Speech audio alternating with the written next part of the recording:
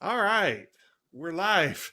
Sorry about that. Had a little delays there. Welcome to the Tom's Hardware Show.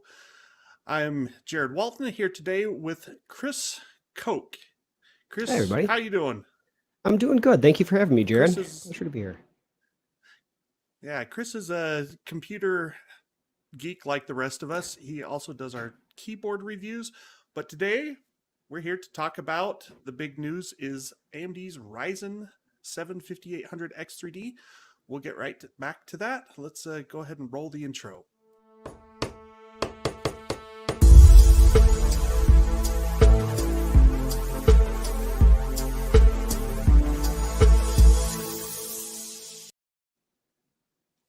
All right. It's been an exciting week. Last week, we were we had Paul on, our CPU guy, talked about the 12900 KS, which it's pretty obvious now in retrospect that was Intel trying to boost its performance just a little bit before AMD came out with the Ryzen 5800X 3D. Oh, we're having troubles on Twitch. Oh well.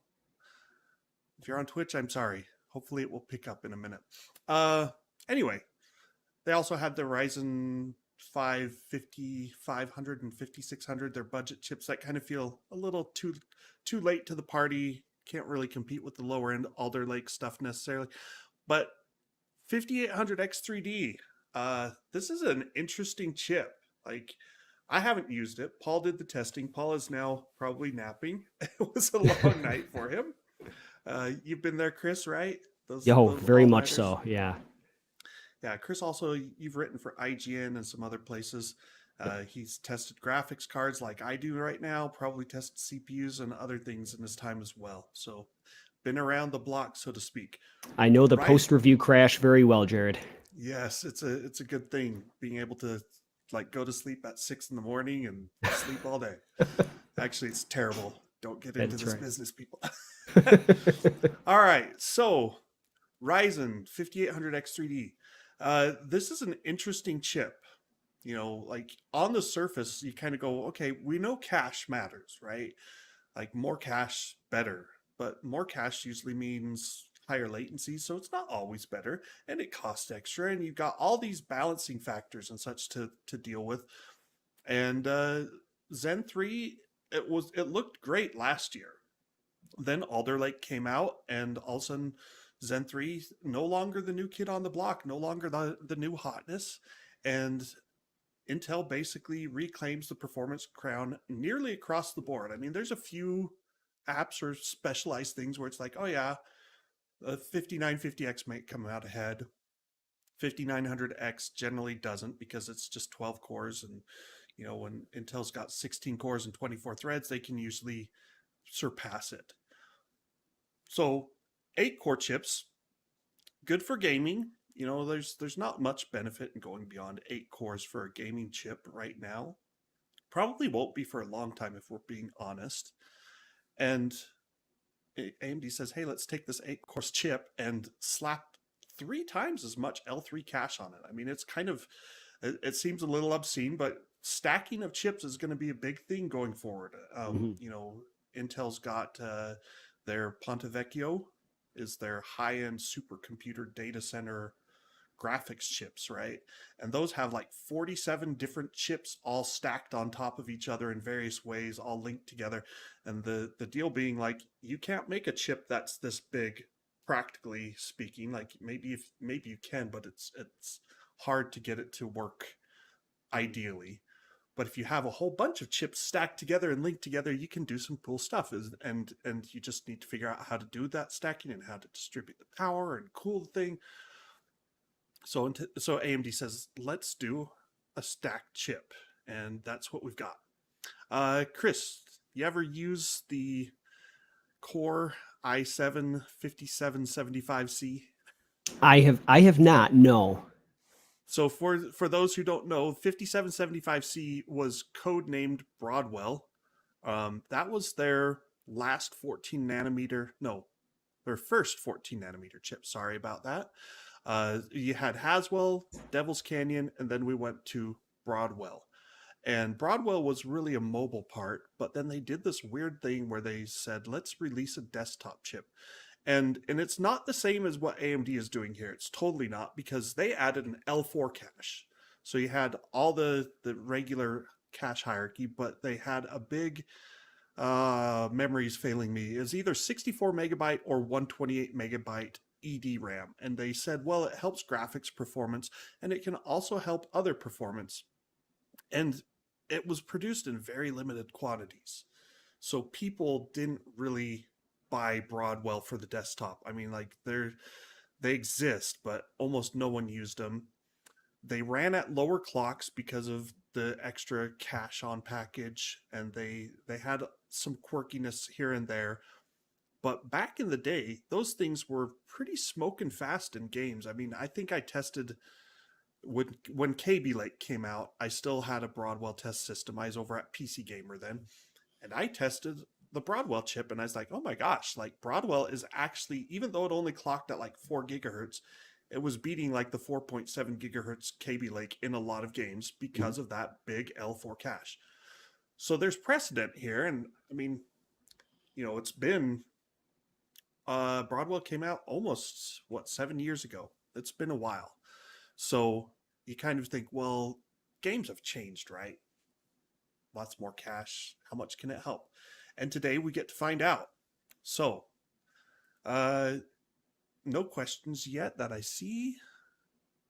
I wonder.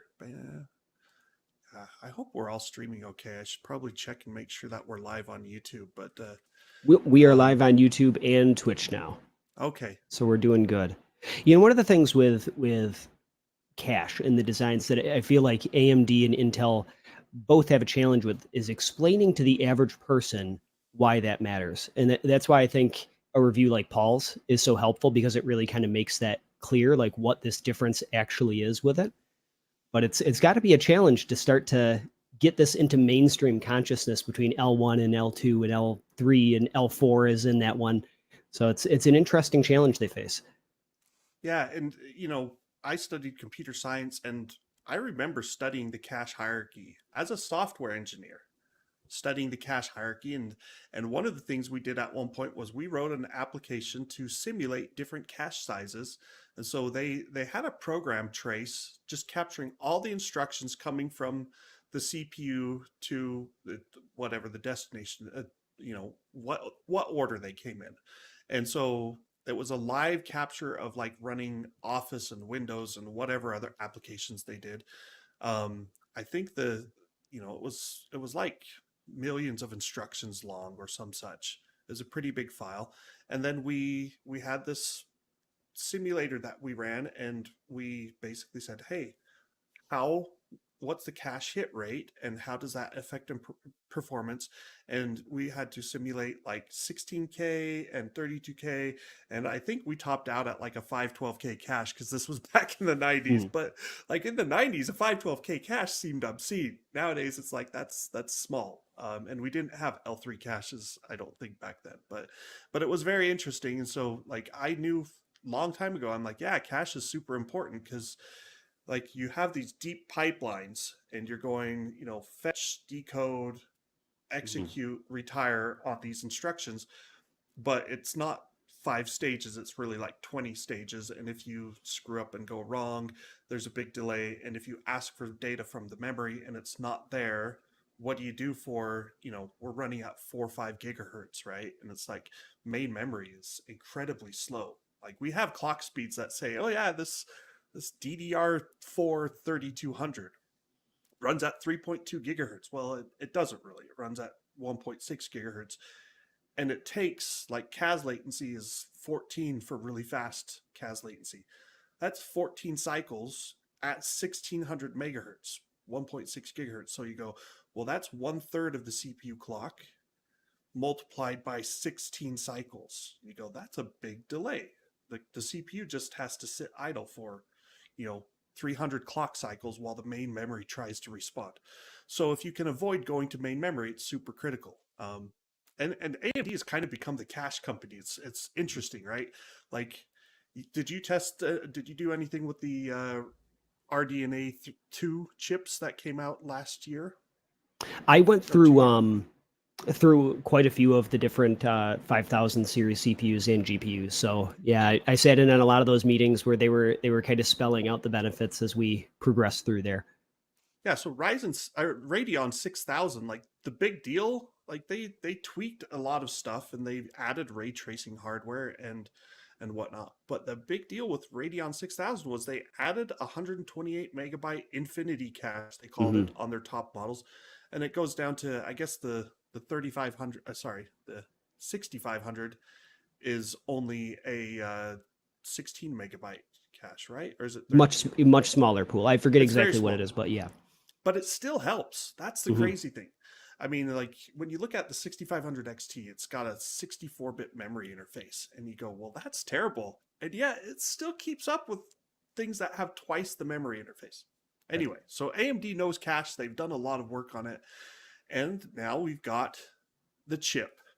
Let's see, we'll go ahead and show it. So this is the Ryzen 7 5800X3D. It is very much the same Zen 3 architecture that we've come to know and love over the past year and a half or whatever it is.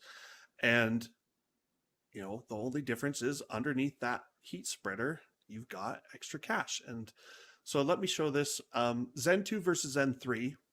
Zen 2, you had a core complex that had 8 CPU cores, but there were two 16 megabyte L3 caches. And Zen 3, the big change was they went to unified 32 megabyte cache. And I want to say, like, I think it was a 15 to 20% uplift in performance by unifying the cache. Like the CPU cores weren't radically altered. It was just one big cache, and they no longer had to deal with the cache to cache Hmm. synchronization latencies. So this is Zen 3, a die shot of it. This is annotated by, oh shoot, I'm trying to remember his name now. Lacusa, he's on Twitter, and a guy named Fritz. I can't remember his last name. It's German. Anyway, he did a die shot. He like scrapes away and does die shots of chips and gets to the low level stuff. So he destroyed a 5700, a 5600X getting a die shot. But this is kind of taking his stuff and annotating it.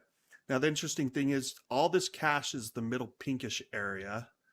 That's what existed before. The CPU cores, Zen 3 cores, are on the right and left sides of the chip. And then in the middle of the cache columns, there's these green links, and those are like the controllers and link ups.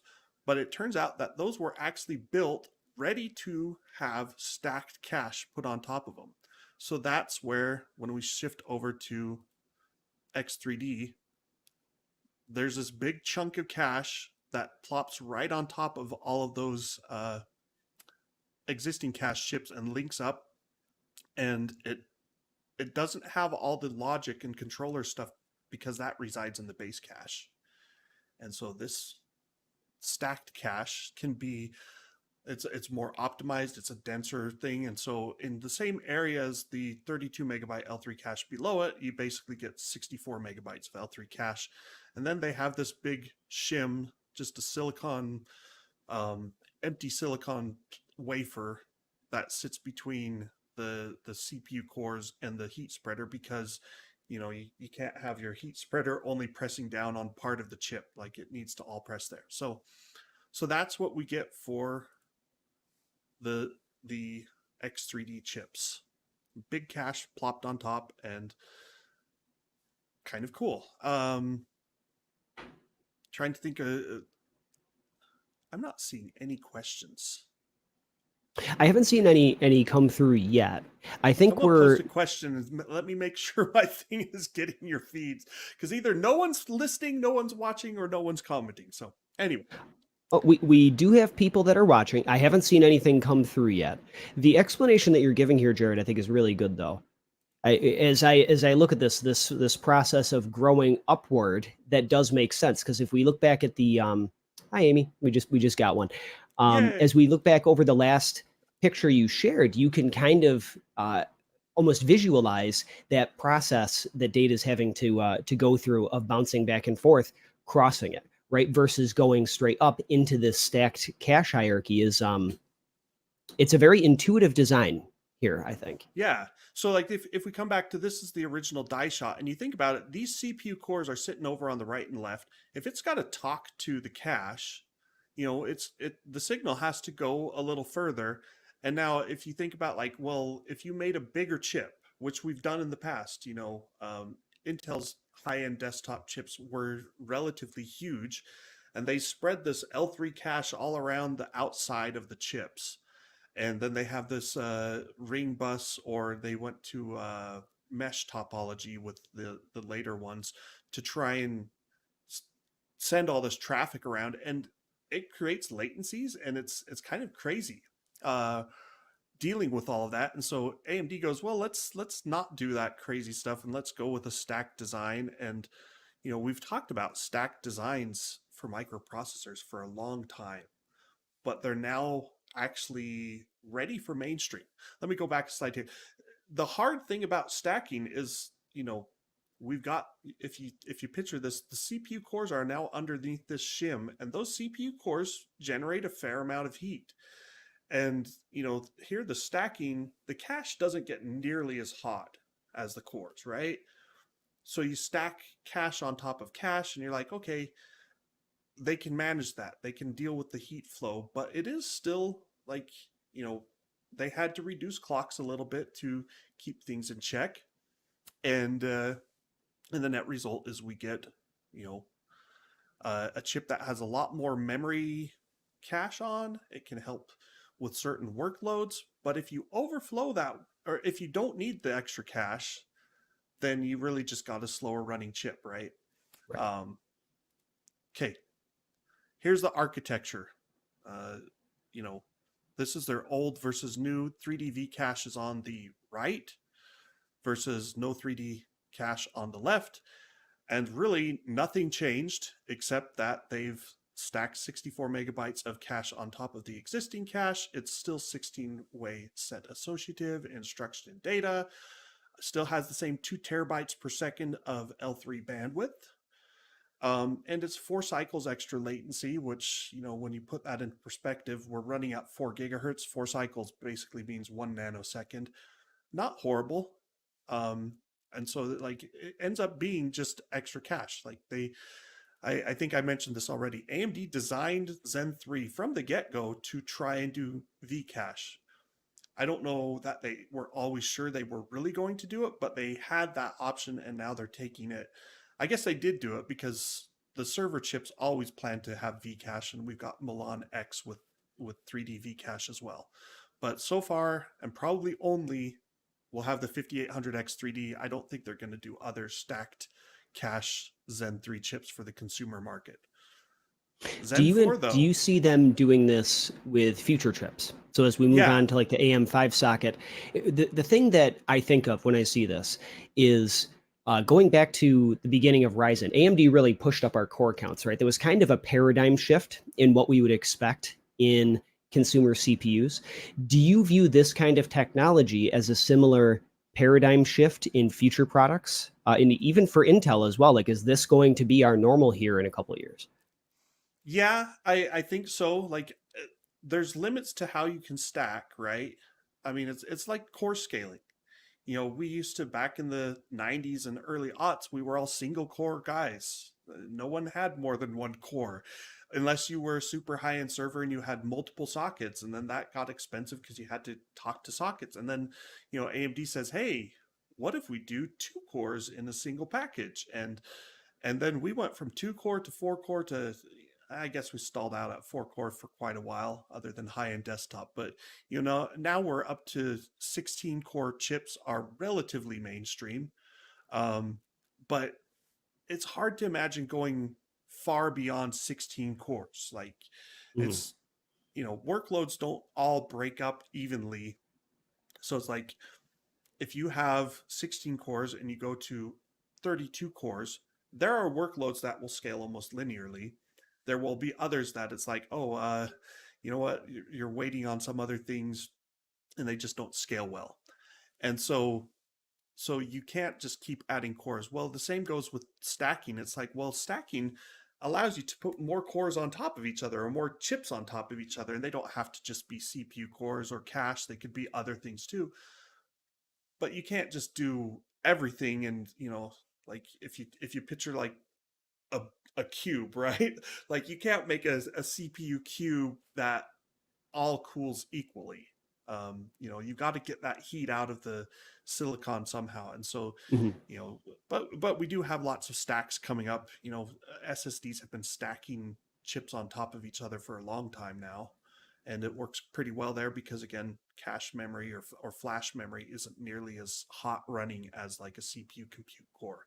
Right. But As we go forward in our show today, we talk about some of the gaming benefits. That's where I see this potentially coming up. Like it won't scale infinitely, but I do think over time, like Intel's going to have an answer, right? I feel like this chip is probably going to be very successful. It's already getting a lot of positive press for the design and the benefits that we'll talk about soon here. But I wouldn't be surprised if we see a limited version of this technology become more of a staple, right? If it is able yeah, to pull that extra performance gain for gaming. And gaming for a lot of our hardware is one of the core driving factors behind it. And it's an easy marketing point for them to be able to draw on. yeah. So let's see. Let me take a couple questions. Amy says, "What is the technology on which this processor is based and the number of layers?" So this is kind of a trick question in some ways. Like, are you talking layers chips or layers like in the silicon? And the reality is like all silicon already has layers. So like a CPU is not a single layer of wires.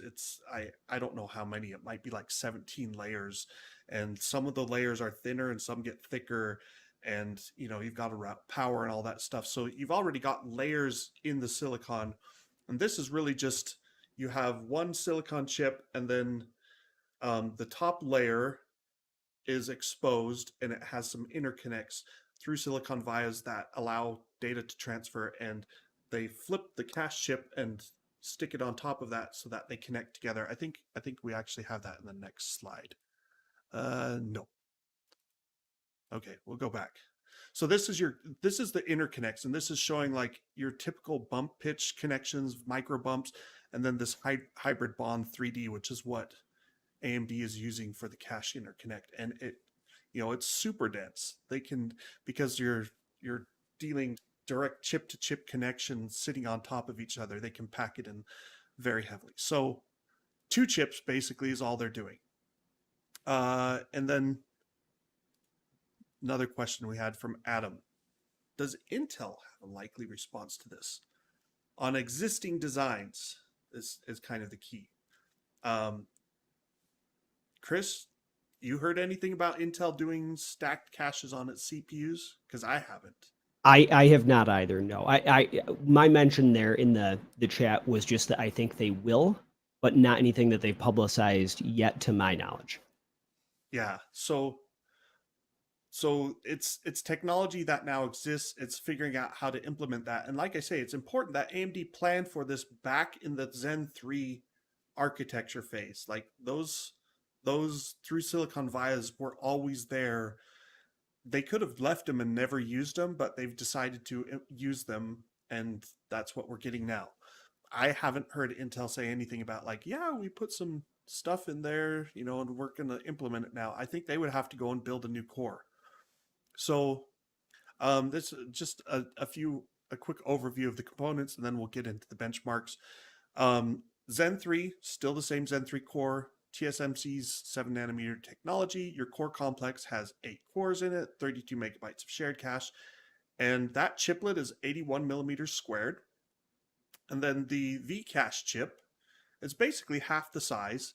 It's made on a cache optimized 7 nanometer process. So, I mean, basically, there's different design libraries. SRAM isn't the same as the logic and circuitry that goes into a CPU core. In fact, SRAM can be quite a bit more dense. And because this cache is almost pure SRAM, they can stick more in there. And so half the size of the CPU of the core complex and twice the L3 cache of the core complex. And then they it says structural support is for the thinned CCD, the core, what is that? The core complex die, and then there's thermal dissipation with the shim for the CPU cores. So let's see. I'm just quick looking at the questions. What about Raptorian mining? I don't know anything about Raptorian mining. Either. Miles. Oh my goodness, Miles. He works for us. Miles, stop asking about cryptocurrency, man. You're just encouraging the miners. uh Sorry about this. I'm still getting the hang of the show. All right.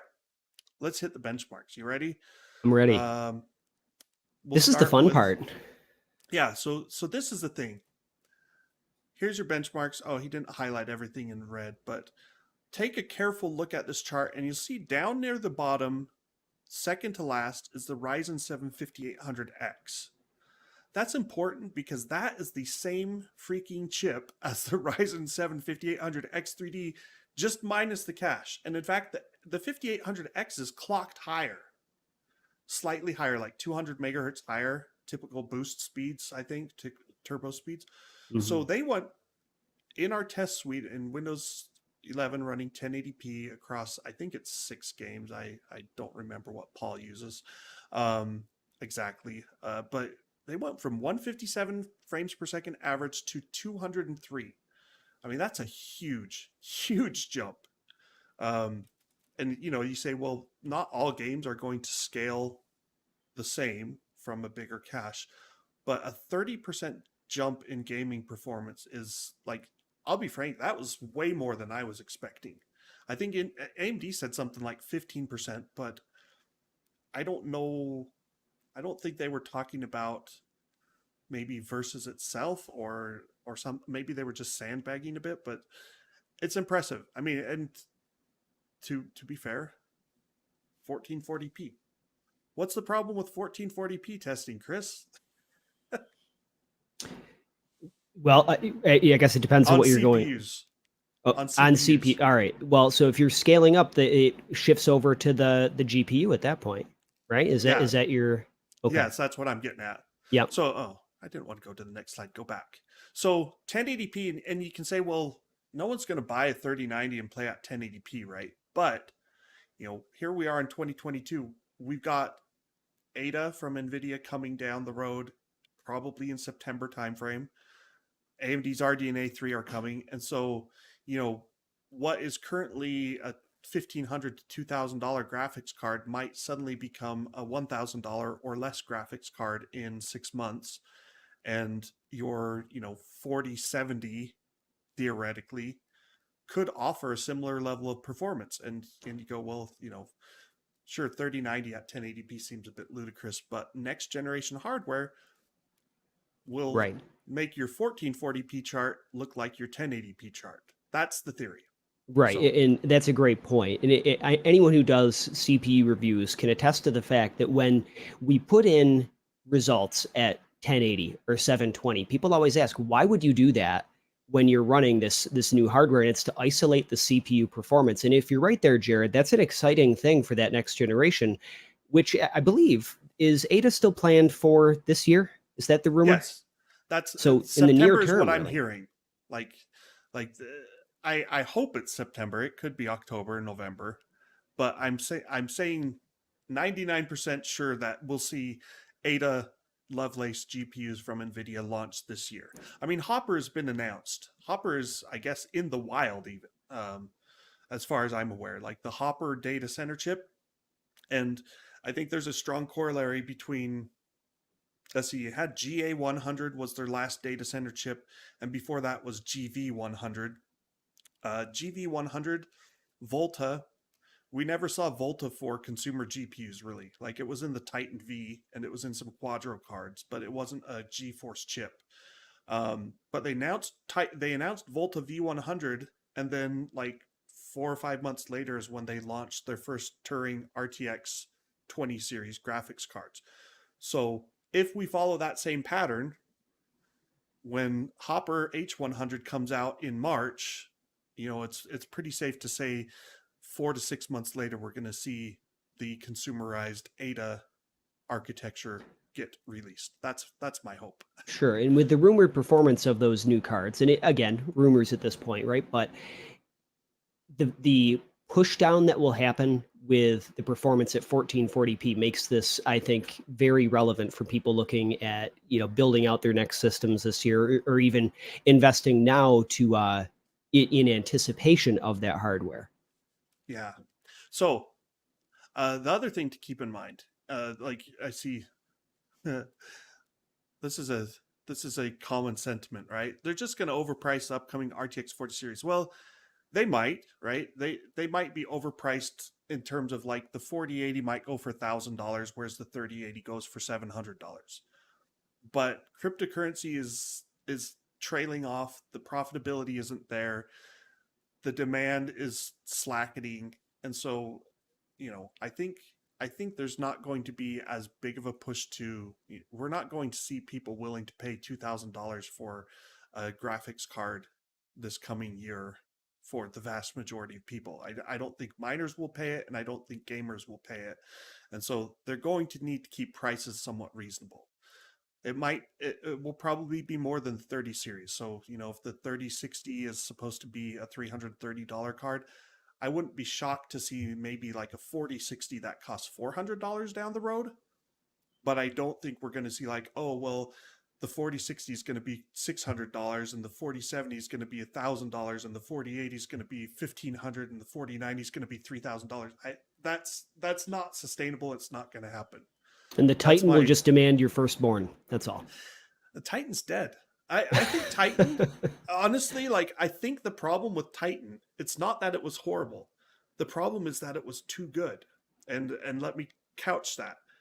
It wasn't too good for games. It was a joke for gaming. It was like 3%, 5% faster than the fastest GeForce card. The problem was Titan was competing with NVIDIA's then Quadro, now their A series, their professional graphics chips. And they had people going, hey, I do CAD CAM. I don't need to spend $4,000 on a Quadro. I could get a Titan. And so the 3090 was Titan-esque, but it didn't have all of the acceleration. So if you actually look at my 3090 Ti review that just posted yesterday, it was delayed because of NVIDIA didn't sample it directly. So anyway, it's all out there. And in spec view perf, as an example, the 3090 Ti does really well in some tests, and then it falls flat in a couple of the tests. And the Titan RTX, which is also in those charts, does really well in a few of those tests, like over an order of magnitude faster than the 3090 Ti, because it had acceleration for professional workloads in CAD and CAM. I think Siemens NX was one of the specific workloads where it's like, oh yeah, that one got accelerated on the Titan card, just like it got accelerated on the A series cards. So anyway, 1080p. Let's go through the benchmarks, because this is the overall chart. It's showing your geometric mean. So every game in a geometric mean gets average weight, gets equal weighting. Whereas like in a straight average, it's like if you have a game that runs at 200 and then 3 games that run at 50, then you divide 250 by 4 and you go, oh, the average was 60 something, and it skews more because of a high score on one result. With geometric mean, you do like the square, well, you do the nth root of the squares of the n items and it all works out mathematically. So 1440p is next, and then we got, oh, here's the individual game results. So let's run through those quickly.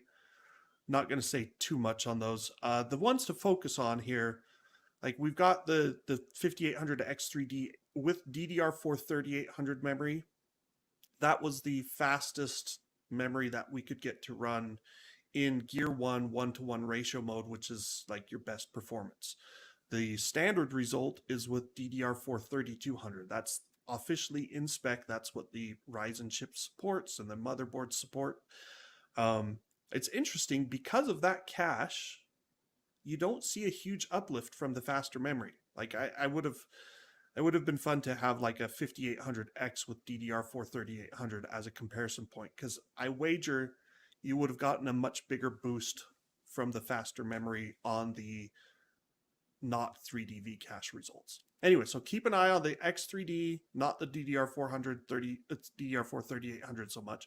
And then you'll want to look at probably there's several 12900 results here. We've got the 12900 KS with no power limits. Then you've got the 12900K, which also has no power limits. So that's just the clock speed advantage in this particular game that that gives the KS that boost. But still, you can see that that's pretty impressive for AMD.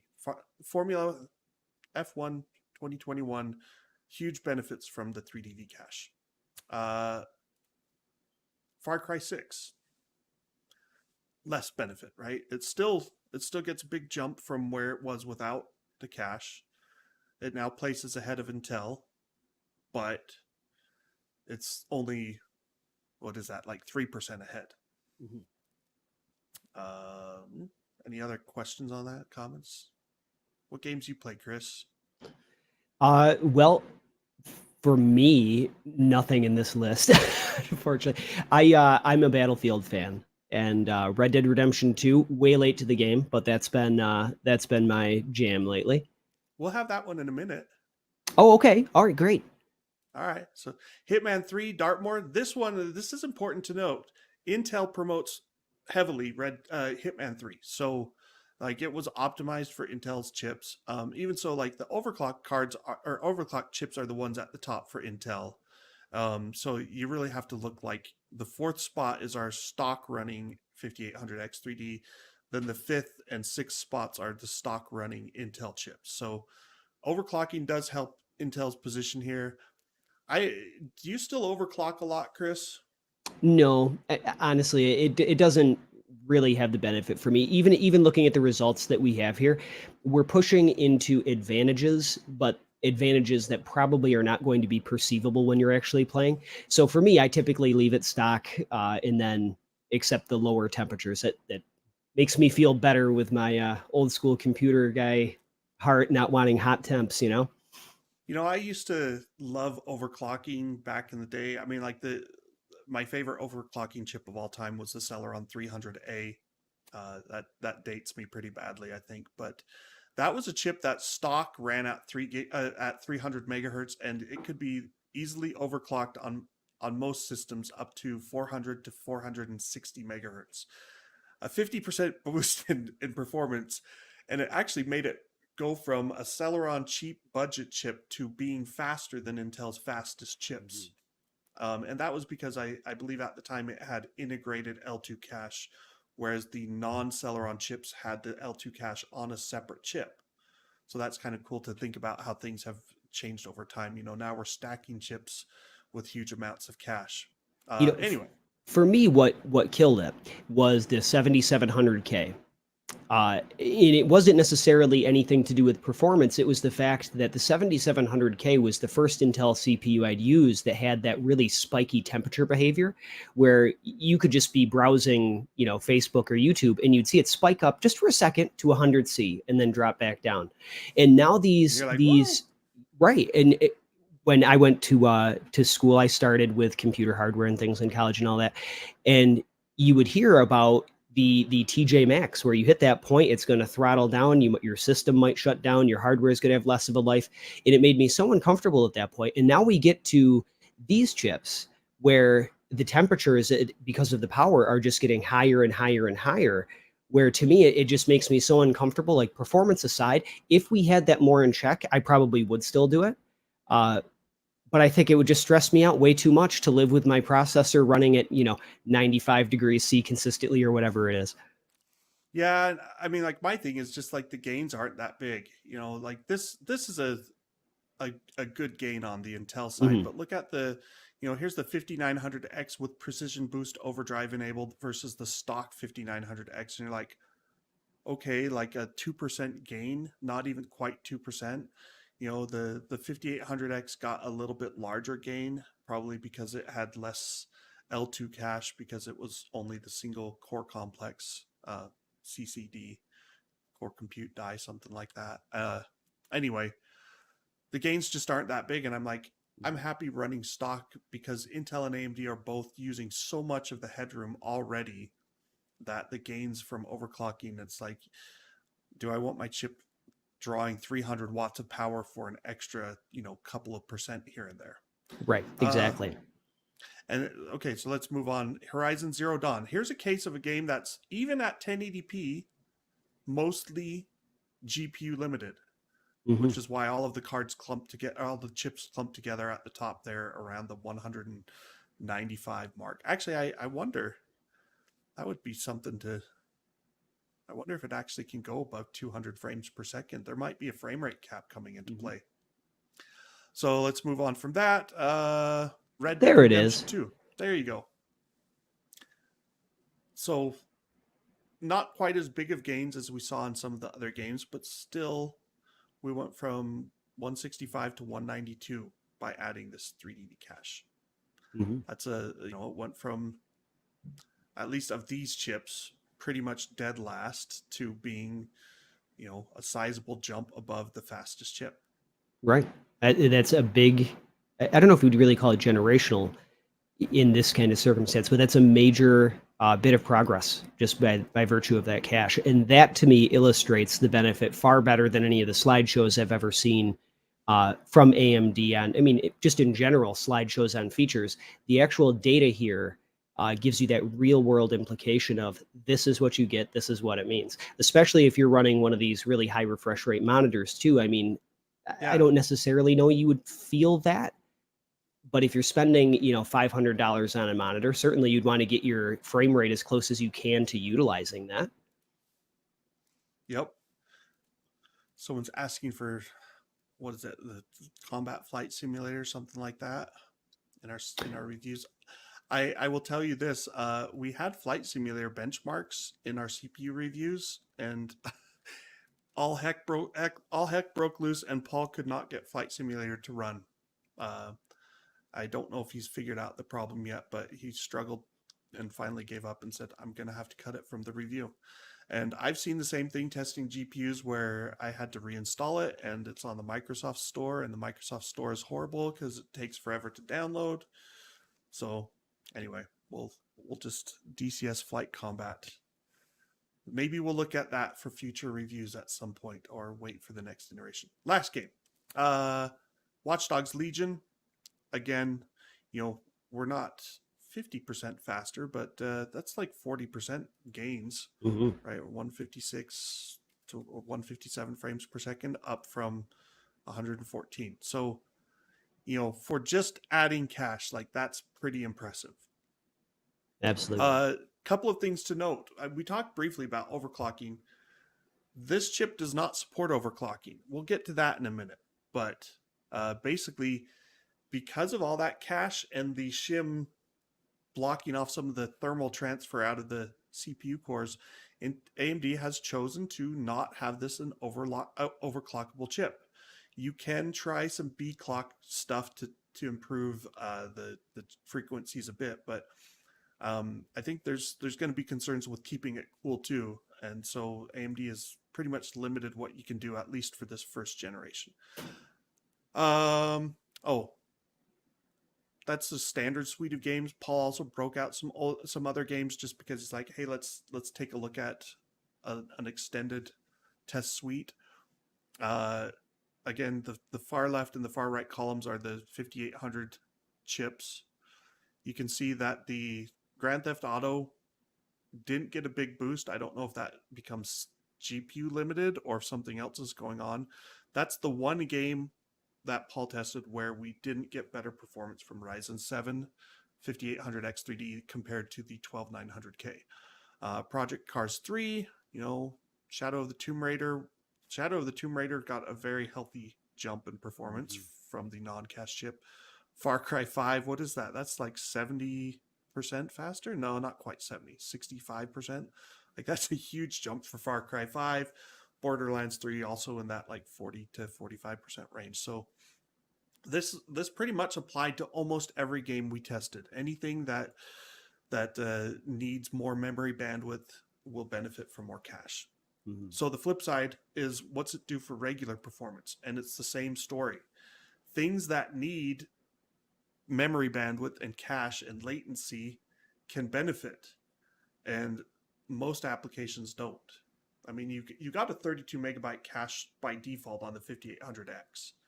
So tripling that to 96 megabytes, like you need a specific workloads that will benefit. And you can see in the overall multi-threaded benchmarks, which use Cinebench, POV Ray, V-Ray, Handbrake, Y-Cruncher, Corona, and C-Ray, there was no real benefit.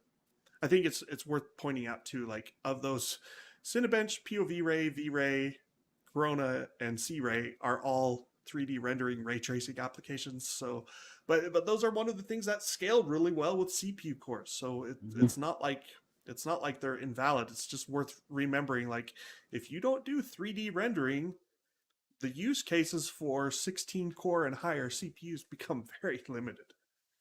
So that's multi-threaded. You can see compared to the regular 5800X, it is technically a little bit slower. It's faster in a couple of those tests and slower in other tests. So it's kind of a trade-off. None of these chips are going to really feel slow for day-to-day use, though. So keep that in mind. Let's see, and then single-threaded. This is kind of the Achilles heel, if you will. Like really high single-threaded performance makes for a snappy system. I've got this is a 9900K system here. My other test bed's a 12900K, and it's not like either, like the 9900K is 4 years old now, I think 3 years, whatever it is. Anyway, it doesn't ever really feel slow, but when I switch over to the Alder Lake system, I'm like, oh yeah, things feel a little snappier, like it's just smoother. So single threaded performance matters for that. And here it actually, that's the clearest because of the limited maximum clock speed. It's 200 megahertz slower than the 5800X. It was universally slower in the single threaded apps. Let's see. I'm checking comments and questions over here. This is the important one, Adam. What other applications beyond gaming might benefit from this type of design change? And the answer is things that need that memory bandwidth and cache speed, latency. And the answer, like if we look at our multi-threaded benchmarks in detail, I don't think I've got the charts here, but I believe 7-zip compression, not decompression, but compression, really hits memory hard, and so that benefited by like 10%. And then Y-Cruncher multi-threaded, that really hits memory hard because of all the giant math data sets it's working on, and that showed like a 16-17% benefit. But everything else kind of falls into that. I think it might be good for certain data center workloads, but not for most home users. Let's see. All right. Moving on. What else do I have here? Power. Now this is a good one. Like Intel may be the fastest chip, but here's complete package power, right? Like it's using twice as much power as the 5800X 3D, over twice as much in some cases. No, I don't want to look at the overclocked stuff. So 115 watts compared to 213 watts for the 12900K, almost twice as much power. Right. And this is where it's like Intel is still okay because they're able to dissipate that heat, but you do need a better cooler. You need a more robust motherboard and power delivery system. Those all add to cost. So there's definitely something to be said for keeping your power use down, even if you don't care about power savings directly. You're like, I don't care if I use 50 watts more. Your motherboard and your other parts become more expensive just to deal with it. So the other thing to factor in there too is as graphics cards are becoming more power hungry, also eventually this could become an issue. If you've just built a system that has a 500 watt PSU, something like that, and then you decide, this seems like a really high value, chip, or, obviously if you're running a $500 PSU, probably you're not going to get a 12900K to go with it. But you never know. And these kinds of things, as they culminate together, as well as your fans and SSDs and all these other things in your system, it could potentially become an issue as time goes on. Yeah. I mean, like, you have to remember that, we've got GPUs that are already using over 300 watts, and that's a lot of power.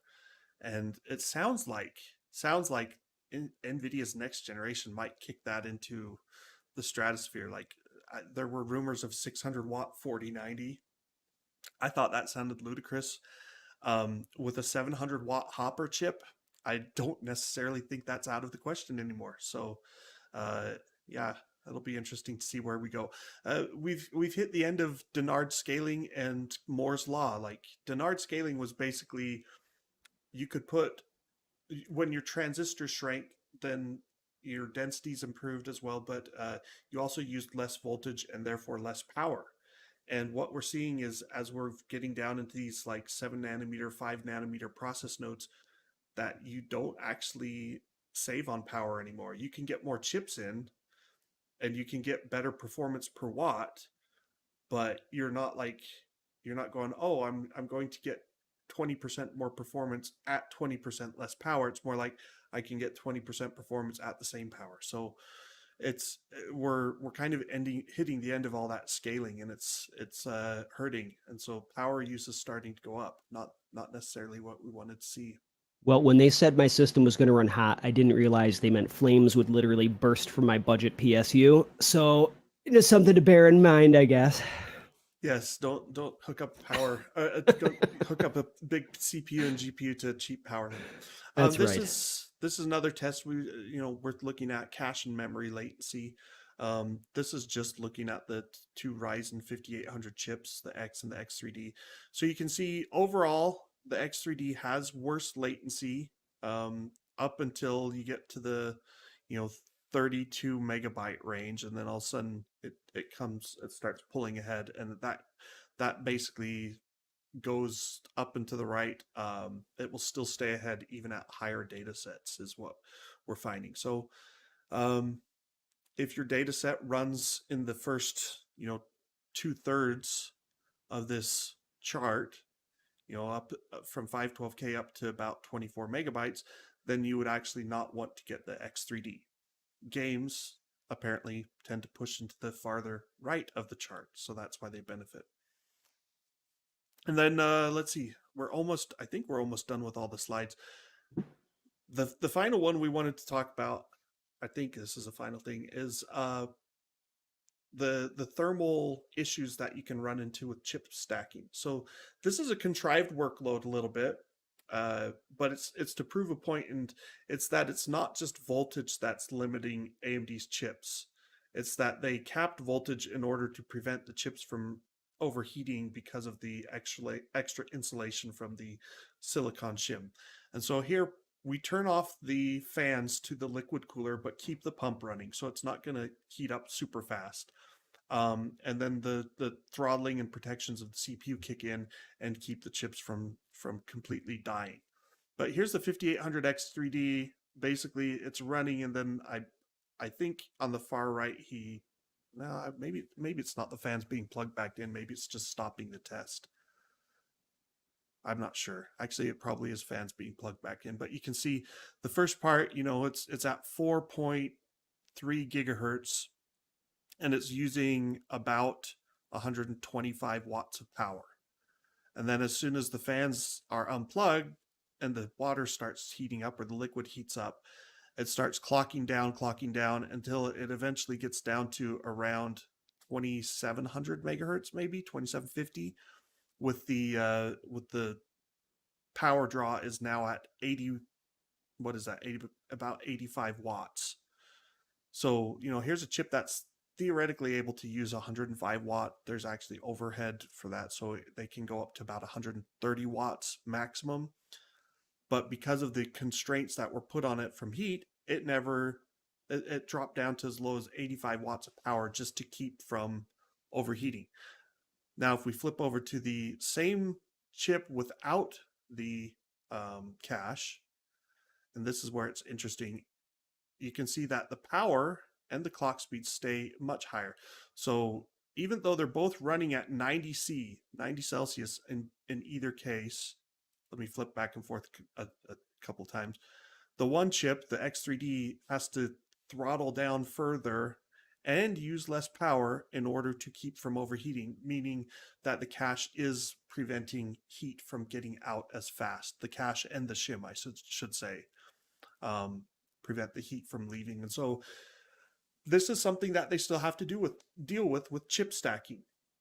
You can't just stick like 10 CPU cores on top of each other and have it all work. There'd be too much heat inside trapped and it couldn't get out, and so you would get overheating. Um, what do you think overall of the X3D, Chris? I think for gaming, it's a great value card.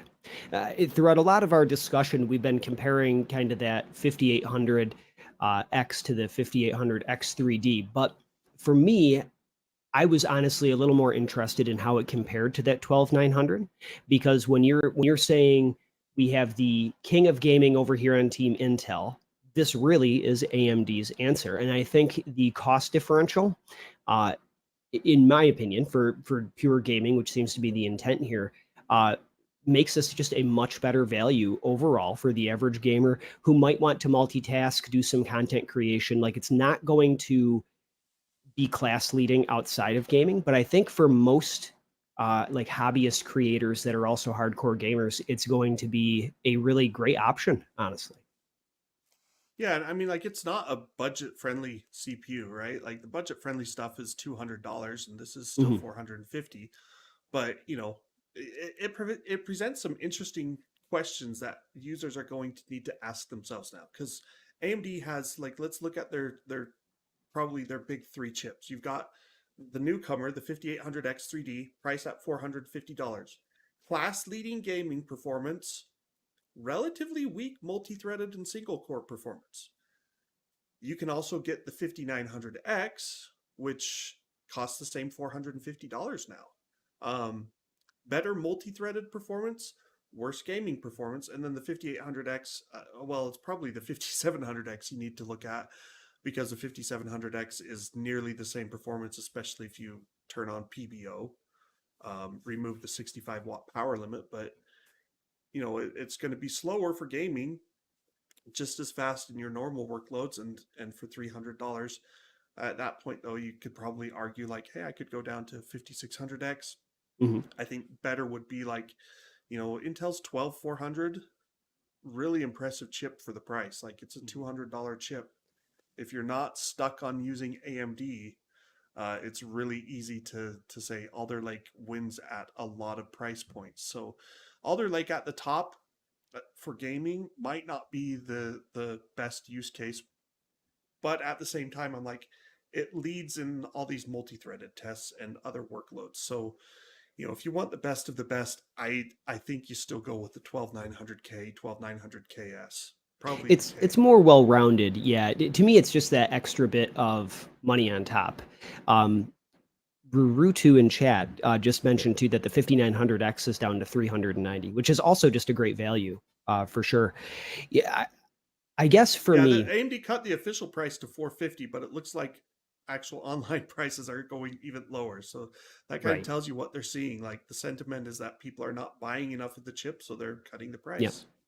And I tend to be that kind of PC builder where when I look at processors, it's like, all right, what is the best for this purpose that I have for it? But we all make that kind of value proposition of like, what are we going to actually be using? The other thing to factor in here too is uh, whether or not some of these benefits are really going to be perceptible compared to some of the other benefits like that higher multi-threaded performance. We can have a processor that runs at 195 frames a second or 201, but in real world terms, you're never actually really going to notice that. So it really falls on, what do I value? Like, do I have that little bit of, I don't know if I'd call it an ego boost, but like, I like having a powerful computer, right? It's just part of, who I am as a PC guy here. But that might be different for somebody else. And those really high value chips coming from Intel are impressive in a whole different way. So I agree. It's I think in the eye of the beholder at the end of the day. Yeah. I mean, it's hard for me to like. I don't dislike this chip. I don't necessarily want to upgrade to it, but it's very interesting. And if I were buying a new PC right now, building it, I'd probably still go the Intel route because Mhm. even with the 3090 or 3090 Ti, I'm like, okay, so this is faster, but you know, like what if we go back to that first slide that showed the overall gaming performance? Um, wait, oh, I'm not on the right view. There we go. So look at the 5900 or the 12900K compared to the 5800X 3D, and you're like, you know, 196 to 201, 188 to 201, like those aren't life changing gains. Mhm. Whereas if you go over to multi threaded, I'm like, oh no, those are games. There we go, multi threaded. If you do video encoding or 3D rendering or some of these processor intensive workloads that stress all the cores, I do video encoding on occasion, and that's one of those cases where that new Alder Lake test bed just screams compared to this Mhm. old 9900K. Like the 9900K wouldn't even show up on this chart. It'd be below the 5700X. So there are workloads where it's nice to have the added performance. You're probably what is that, like 50-60% faster compared to 10% faster at 1080p. Sure. And I don't game at 1080p so much. Like I have high-end graphics cards and 4K monitors, so I end up running at 4K with DLSS if the game supports it. And at that point it's like, guess what, you're GPU limited. It doesn't matter what your Right. CPU is. You can have the It, 5700X. there's another consideration here I think is really important. So for people who are, maybe considering picking this up, it does not support DDR5 or PCIe 5.0. Right. So if you're looking at building a system that's going to be able to grow with you over the next few years, this may not be the best choice for that either. DDR5 is very expensive right now, but that may not be the case in 2 years down the line. Yeah. And with this chip, you will still be stuck with DDR4. Yeah, I mean, like this is the end of the road for the socket AM4. There's nowhere to go upgrade wise from here, and I don't really care about that, to be frank. Like I'll tell you, I even as an enthusiast, I don't usually upgrade my systems. I end up building a new system and getting rid of the old one, or selling it, or you know pushing it off to the kids or whatever. So I'm like, I don't care if my motherboard doesn't support the next generation because I'll just get a new motherboard and a new CPU to go with it. And it's an expensive hobby, so I understand not everyone agrees with me on that, but it's why I love my job. I get access to more hardware. But yeah, That's why we we've all got. love our job here. I know we've got Zen 4 coming. That's going to be a new platform, complete upgrades. I think it'll be great for AMD to cut the ties with AM4. Like Mhm. it's honestly gone on too long now. And I have a brother who called me, and his son built a system that had a first gen Ryzen, and he's like, "Hey, they released support so that I can slot in a 5700X or 5800X into a 300 chipset motherboard." And so he tried it, and it won't post. And he's like, "What's going on, Jared?" And I'm like, "Oh, even with the BIOS update, there's all these factors." I'm like, "You've got a 4-year-old motherboard, and you're trying to slap in a new chip. Doesn't always work." And so Right. that's why the 300 series chipsets didn't originally support Zen 3. Anyway, like I'm looking to the future and saying, this is interesting. I think Zen 4, we're going to see 3D V cache, and it's going to be really useful on the high end chips, and hopefully with the architectural updates as well, we'll get a really compelling option that will again compete against Intel's. By then it will be Raptor Lake, right? But we are over time. I'm long-winded. There's a lot to say about this. Thanks for watching, guys. Any final questions that we haven't hit? Someone did ask this. I wanted to hit this. Are there any motherboards, Ruru2 says, that let you overclock the X3D? Um, if you mean the traditional overclocking by changing multipliers, then the answer is no. If you mean a motherboard that lets you tweak B clock, then some enthusiast boards will do that. Some of them have an external clock generator that will allow you to do it maybe a little better. But B clock adjustments are a lot harder than changing multipliers. They're more prone to create issues. And I think looking at the power and thermals and stuff, like you'd want to be careful. I think even with a good cooler, this chip was hitting 80C under the heavy workloads. So that was hotter than the 5800X. And so there's definitely going to be concerns and limits about how far you're able to push it. And yeah, I guess that's it. Yeah, I think that's it. I think we got them all. We hit it all, guys. Thanks for watching, and gals. Not to. We will be back next week. I'm not sure what our show topic will be, but tune in. Mark us on your calendars. Chris, thanks for coming on. We'll have Thank Chris you for back having me. one of these days. Chris is a keyboard enthusiast as well. Chris, what's your best keyboard right now? The RamaWorks U80A, and in the beginning of May, there'll be a feature up about that.